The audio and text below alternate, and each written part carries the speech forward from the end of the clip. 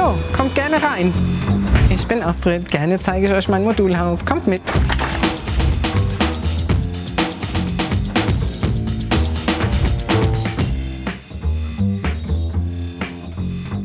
Ja, herzlich willkommen in meinem kleinen Wohnparadies, was ich mir geschaffen habe, nach langem Überlegen und nach langem Ausprobieren, welche Möglichkeiten es für mich geben könnte im Alter, ein schönes Wohnen, ein angenehmes Wohnen und auch ein ressourcenschonendes Wohnen durchzuziehen. So ist die Idee entstanden, auf dem hinteren Teil des Grundstücks nochmal ein Haus zu planen. Meine Kinder wohnen in dem vorderen Bereich der Häuser und ich kann von denen dann einfach mitversorgt werden im Notfall. Und deswegen haben wir auch hier in dem Bereich, im Wohnbereich, sofort alles Mögliche an technischen Anschlüssen so vorgeplant, dass ich ein Pflegebett installieren könnte, auch mit den notwendigen elektrischen Anschlüssen im Hintergrund und dann auch den schönen Blick in meinen Garten trotzdem noch genießen könnte, auch wenn ich vielleicht nicht mehr unbedingt so mobil sein kann.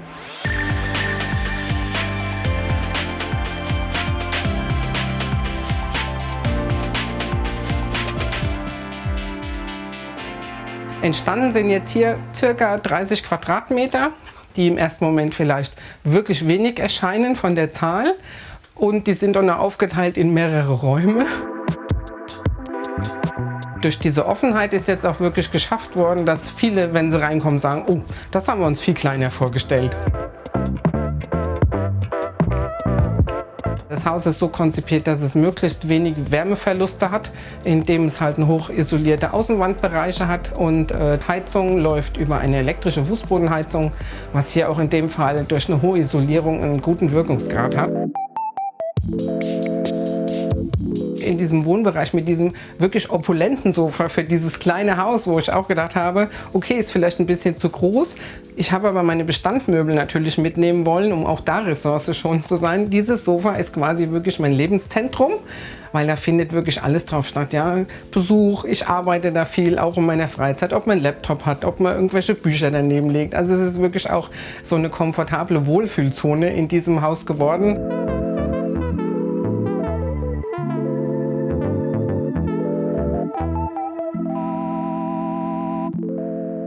So, ich nehme euch gerne mit in das nächste Herzstück meines Hauses, nämlich die Küche.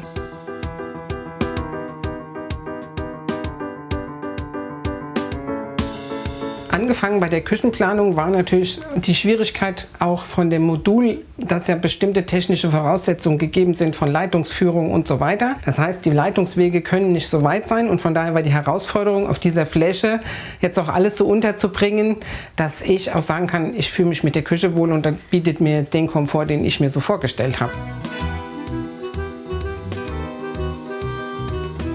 Also ich habe jetzt hier 2 Platten auch nur eingebaut. Die sind allerdings auch ein Induktionskochfeld, weil mir das ausreichend ist, mit 2 Platten zu kochen, weil ich unheimlich viel mit dem Backofen arbeite. Aus dem Grund habe ich den auch hochgesetzt. Da ich ja relativ groß bin, ist es für mich wichtig, einfach nicht so viel in diese unteren Bückbereiche zu gehen. Unter dem Herd befindet sich dann der Kühlschrank, wo ich auch einfach diese Erreichbarkeit zum Essbereich haben wollte und ist ausreichend groß für einen Personenhaushalt, wie ich den nun führe. Wichtig war mir zum anderen noch so den Luxus eine Spülmaschine auch in diesem kleinen Bereich zu haben. Den haben wir sogar hier voll integriert, ein 45er Spülmaschine. Damit ich einfach diese Möglichkeit habe, diesen Bewegungsraum überhaupt zu haben. In der Küche haben wir halt diesen Schrank so optimiert. Da ist wirklich jetzt auch alles drin, weil da überall Vollauszüge drin sind. Da kann man wirklich alles unterbringen, weil ich habe jetzt in dem Haus keine großen Abstellmöglichkeiten mehr. Und das sollte schon noch alles in der Küche sein, weil ich einfach unheimlich gerne zentral und mit einem Griff arbeite. In dem Bereich, hier sieht man jetzt auch, ich habe nirgendwo eigentlich Fliesen und auch in den Wohnbereichen und so sind überall verschiedene Tapeten, die der Thematik des Raumes dann so von mir angepasst werden. Das liegt halt daran, dass ich auch aus dem Malerhandwerk stamme ursprünglich und nach wie vor unheimlich viel Freude damit habe, sehr gerne tapeziere und einfach damit auch unheimlich viel gestalten kann, was man wieder ändern kann.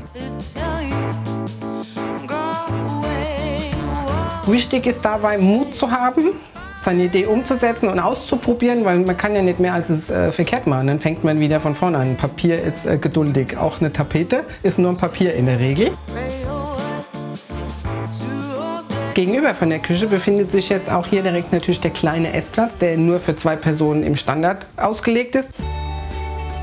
Dieser Tisch ist aber multifunktional und wir haben sogar geschafft, hier mit 4 Leuten ein wunderbares Frühstück durchzuziehen, obwohl der Platz sehr begrenzt ist. Also es ist wirklich in der Praxis gut zu nutzen, auch für Besuch, und reicht für meine Verhältnisse völlig aus. Wichtig war natürlich hier die Planung von Fenstern und diesen Belichtungsbereichen, was natürlich vorher dann echt ein bisschen schwierig ist, dass man sich vorher genau vorstellen muss, wo ist die Küche platziert, wie viel Platz habe ich.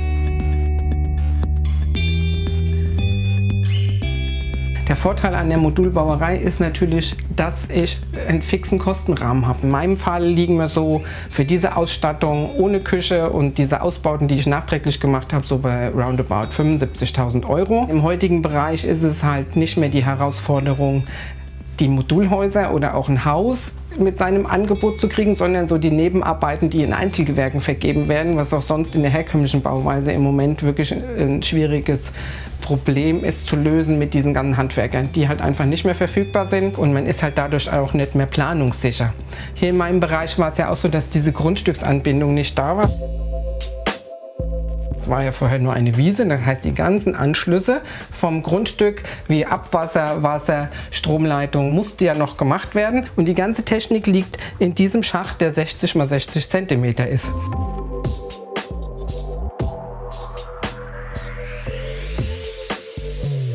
Und der ist auch vorher auf dem Grundstück dann vorbereitet. Das heißt, das Haus wird auf diesen Schacht einfach draufgehoben. Das muss halt wirklich dann auch minutiös passen. Das war schon eine Herausforderung.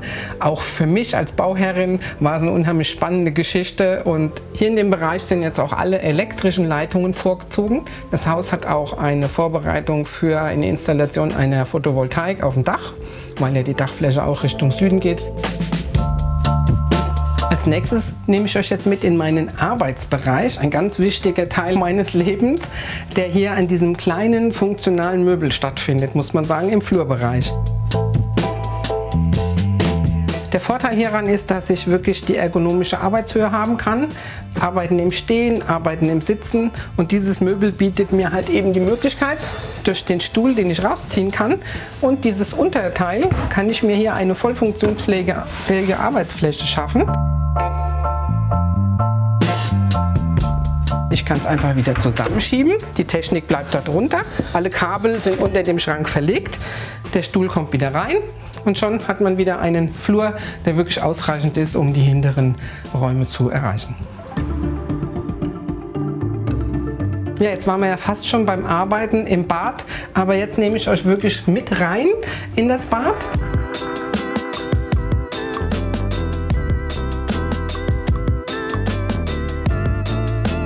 Die ganze Planung im Bad ist eigentlich auf dieses Waschbecken basiert, wo ich mich einfach wahnsinnig verliebt hatte in Form, Farbe und dann auch Funktion, und damit muss halt alles angepasst werden.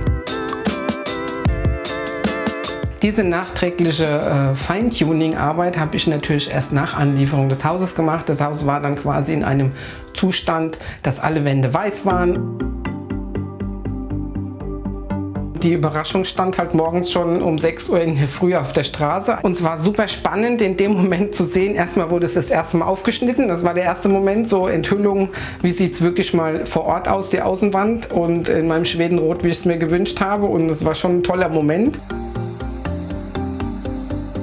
Ich könnte das Haus wieder mitnehmen, weil es halt auf Punktfundamenten steht. Das heißt, ich könnte es wieder auf einen Tieflader laden lassen und könnte es an einen neuen Wohnort mitnehmen, wenn mir danach wäre. Der Nachbar musste mir quasi einwilligen, dass ich die Abstandsfläche, die eigentlich von der Baugenehmigung gefordert wird, bei ihm abtragen darf auf dem Grundstück. Dafür ist ja ein bürokratischer Akt notwendig. Das wird in dem Baulastenverzeichnis eingetragen, sodass diese Fläche quasi dem Nachbarn auch für die Bebauung nicht mehr zur Verfügung steht. Und ich wollte halt unheimlich gerne eine bodenebene Dusche haben, um einfach diesen Bewegungsraum zu haben. Aus dem Grund gibt es auch hier diese besondere Klapptechnik bei der Duschabtrennung, damit man einfach diesen gesamten Raum, die Fläche noch nutzen kann, so im normalen Bewegen im Bad. Es gibt auch noch einen Waschmaschinenanschluss in dem Bereich für später. Im Moment brauche ich keine, weil ich netterweise bei meinen Kindern waschen darf. Hier ist aber auch die ganze technische Vorrichtung vorgesehen, um eine Waschmaschine anzuschließen. Diese kleinen 45er Maschinen passen hier rein. Hier in dem Bereich finden sich auch noch so Nischen in der Wand, die habe auch ich so gewollt und so geplant, damit ich einfach nicht so viel in die Tiefe des Raumes nachher reinhänge, wie jetzt zum Beispiel den Durchlauferhitzer. Jetzt wird sich manch einer vielleicht fragen, man sieht hier immer wieder so Zebras tauchen auf. Dieses Muster verfolgt mich schon wirklich ganz lange. Ich finde Zebras unheimlich toll. Also die Natur macht einfach die tollsten Muster und unschlagbar, so was kriegen wir ja gar nicht hin. Und dann kommen wir jetzt als nächstes in mein Schlafzimmer.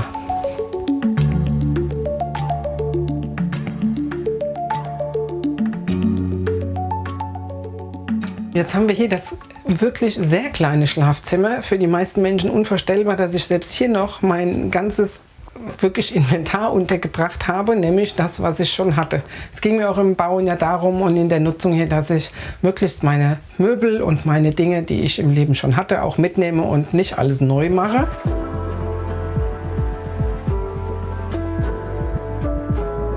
In dem Bereich gibt es ja eine Fußbodenheizung, die jetzt in hier dem Bereich auch separat gesteuert wird durch eine Wandschaltung, die auch zeitgesteuert laufen kann, sodass ich in diesem Bereich auch eine eigene Kreisleitung habe für die Regulierung der Wärme. Ich bin so ein Mensch, der sich gerne ein bisschen versteckt und gerne versteckt schläft, also gerne im Kojenbereich. Und habe mir hier eine Schlafkoje geplant, dass ich diese Raumgröße genau auf diese Bettgröße angepasst habe. Und da ich ein ganz großer Ostsee-Fan bin, ja, und auch dieses Meer so liebe, habe ich gesagt, es wäre doch wunderbar, wenn ich hier an der Ostsee abends einschlafen könnte und morgens auch wieder bei Sonnenschein wach werden darf.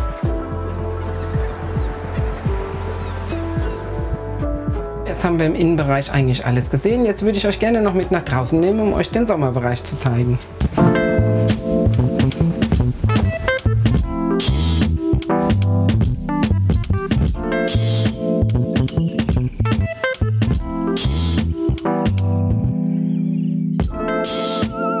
So, jetzt sind wir in meinem Außenbereich gelandet, was wirklich wunderschön ist durch diese Südausrichtung und durch diese vorbereitenden Arbeiten, die ich halt im Vorfeld schon alle mir so ausgemalt hatte, habe ich also wirklich diese Mosaikwand schon gestaltet und war mir auch klar, ich werde die Pflasterarbeiten direkt durchziehen, damit es einfach fertig ist und ich auch diesen Bereich wirklich nutzen kann und muss sagen, den letzten Sommer habe ich sehr genossen, weil es auch sehr ruhig ist und ich durch diese Überdachung auch bei etwas schlechterem Wetter hier schöne Stunden im Freien verbringen kann.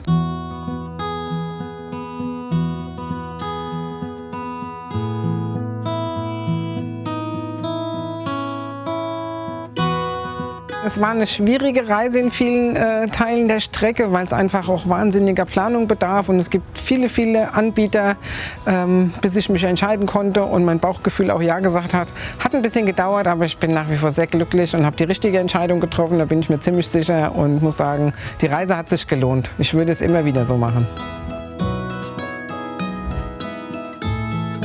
Das war die Roomtour in meinem Modulhaus. Wenn ihr weitere Videos sehen wollt, klickt ihr hier oder abonniert gerne auch den Kanal.